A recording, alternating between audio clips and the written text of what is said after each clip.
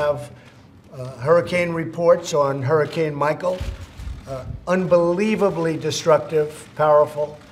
The one good thing we can say, we were just discussing, is that it was the fastest hurricane anybody's seen. It just was speedy. If it wasn't, there'd be absolutely nothing left. I'll tell you, FEMA has gotten rave reviews. The first responders, law enforcement, everybody's gotten rave reviews. I just spoke with Governor Scott. They're very happy. Food is being now, following the hurricane, being now brought in.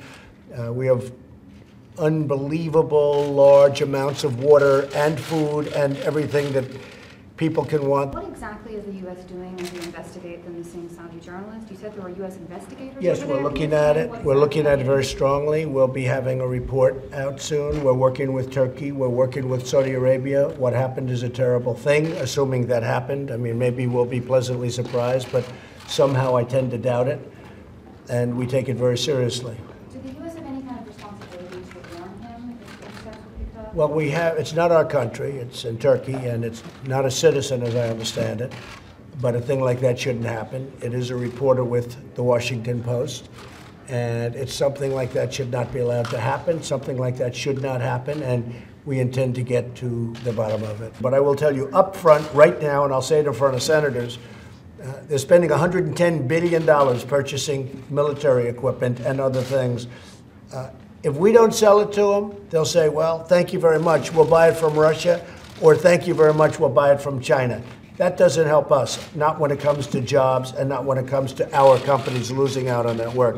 But there are other things we can do.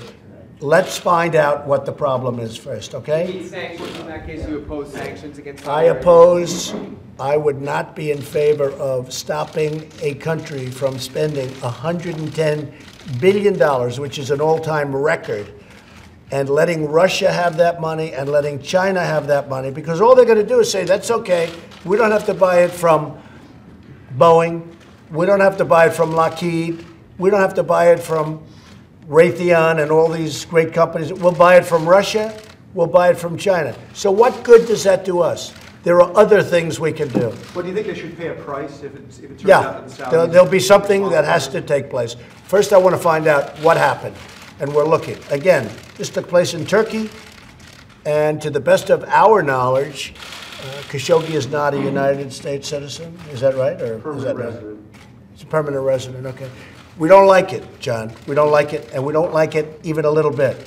But as to whether or not we should stop $110 billion from being spent in this country, knowing they have 4 or 5 alternatives, 2 very good alternatives, that would not be acceptable to me. Okay, but we're looking for the answer, and I think probably you'll have an answer sooner than people think.